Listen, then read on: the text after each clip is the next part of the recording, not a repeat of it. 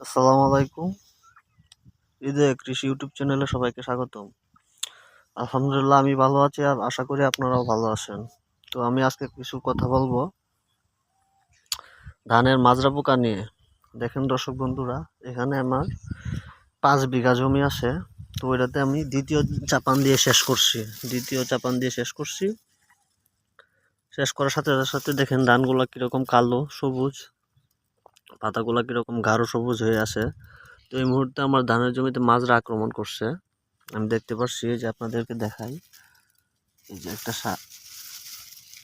এই যে দেখেন, এটা কিন্তু মাজরায় নষ্ট করে ফেলছে, দেখছেন? এই যে আর দেখাই নিচে আপনারা দেখেন, এই যে লাল দেখতেছেন না, পাতাগুলা মরে গেছে যেগুলা, এগুলাতে মাজরা আক্রমণ করছে। আলহামদুলিল্লাহ আমার ধান কিন্তু প্রচুর পাশ কাটি দিছে, প্রত্যেকটা গুছাতে 50টা 45টা 55টা পর্যন্ত পাশ কাটি আছে। ভালো ধান হয়েছে আলহামদুলিল্লাহ। তো আমি মাজরা পোকার জন্য আজকে কি কি স্প্রে করতেছি তাই নিয়ে আপনাদের সামনে একটা ভিডিও তুলে ধরতেছি। তো আমি এখানে মাজরা পোকার জন্য স্প্রে করতেছি ভায়ারের বায়োগো।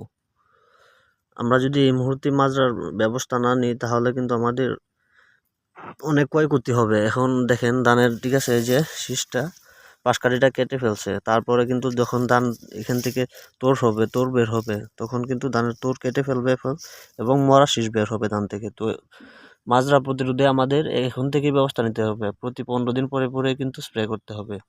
তো আমি আজকে আসছি স্প্রে করতে, আর আমি আমার নিজের ক্ষেত্রে নিজে স্প্রে করি, অন্য কাউকে দিয়ে স্প্রে করাই না। কারণ কীটনাশক যে আমরা স্প্রে করি, স্প্রের মধ্যে কিন্তু অনেক কার্যকারিতা আছে।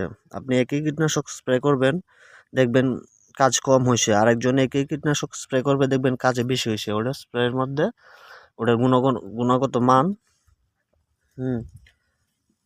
বহন করে।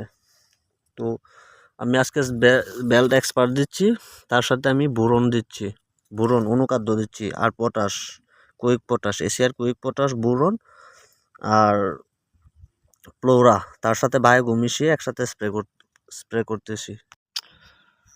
সম্মানিত চাষি ভাইয়েরা, দেখেন আমি কিন্তু এই পাত্রে 5 বিঘা জমির জন্য সবটা কীটনাশক একসাথে গুলে নিছি। ওটার মধ্যে দিছি ফ্লোরা, বোরন, জিঙ্ক, তারপরে কুইক পটাশ, তার সাথে ভায়োগো।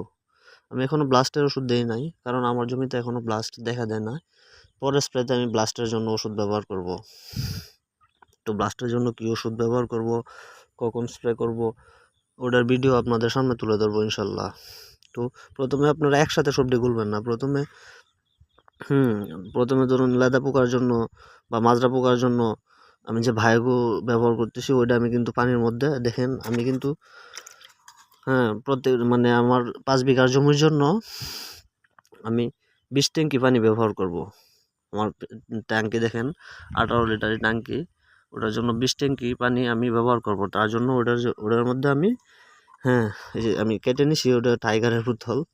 তো ওটা দিয়ে 20 মগ পানি আমি ওটার মধ্যে প্রথমে ঢালার পরে আমি কিন্তু বায়োগোটা প্রথমে ভালোভাবে গুলে নেওয়ার পরে তারপরে কিন্তু ফ্লোরা দিছি, তারপরে বোরন দিছি, তারপরে পটাশ দিছি। এভাবে কিন্তু আমি গুলে নিয়ে প্রতি ট্যাঙ্কিতে আমি একটা করে দিয়ে তারপরে স্প্রে করতেছি। আপনারা ওইভাবে গুলে নেবেন, তাহলে স্প্রে করতে সুবিধা হবে। তো আমার ভিডিও যদি ভালো লাগে, কারো যদি উপকার হয়, তাহলে আমার চ্যানেলটা লাইক দিয়ে পাশে থাকবেন। ধন্যবাদ।